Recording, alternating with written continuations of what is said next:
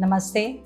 Myself Sharu Anjirbag from the Yoga Institute. So yogis have long talked about the three types of dukkhas, miseries. And one of them is the dukkha or misery that we generate within ourselves. The self-afflicted ones. Our fears, uncertainties, doubts, anxieties, the ruminative, worrisome thinking process. All these factors, they limit our vast human potentials. Our fears can paralyze us into inaction. Our doubts can weaken us. Our worrisome thought process can take us to depths of depression. So yes, the biggest battles that we fight daily are within our own selves. And more often than not, the impediments or obstacles in our self-growth are not the circumstances outside or other people, but it is our own self-imposed limitations. And if we could resolve these internal conflicts, then we would be on the path of great positive transformations. And interestingly, when we bring about these changes within ourselves, the external environment also starts improving.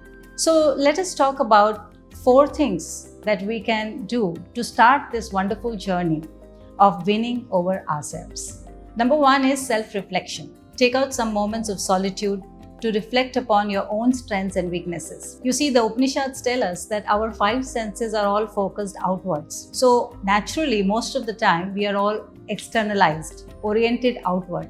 So we gather a lot of information from the external environment to the point that we ultimately know so much about the external environment, yet so little about our own selves. So spend some moments alone and take stock of your strengths and weaknesses. Having done that, consciously start focusing on your strengths and slowly and steadily start working on your weaknesses.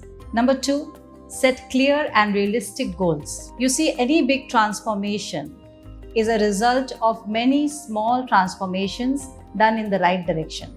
So when we focus on small, realistic goals, then they become more achievable.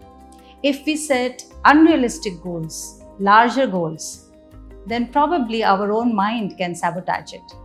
It may tell us we can't do it. In fact, the smaller goals are more achievable, more doable, and they motivate us to keep going. So set clear and small goals for yourself. Number 3, build a routine to look after your own physical, mental, and spiritual health. Take up any exercise routine that suits you, but resolve to follow it with determination. Also put in some moments of prayer and meditation in your day. Prayer will encourage you to keep going, and meditation will give you a clear mind. In Nishbandh app, we have so many beautiful meditations that you can make use of. And lastly, most importantly, be your own greatest friend.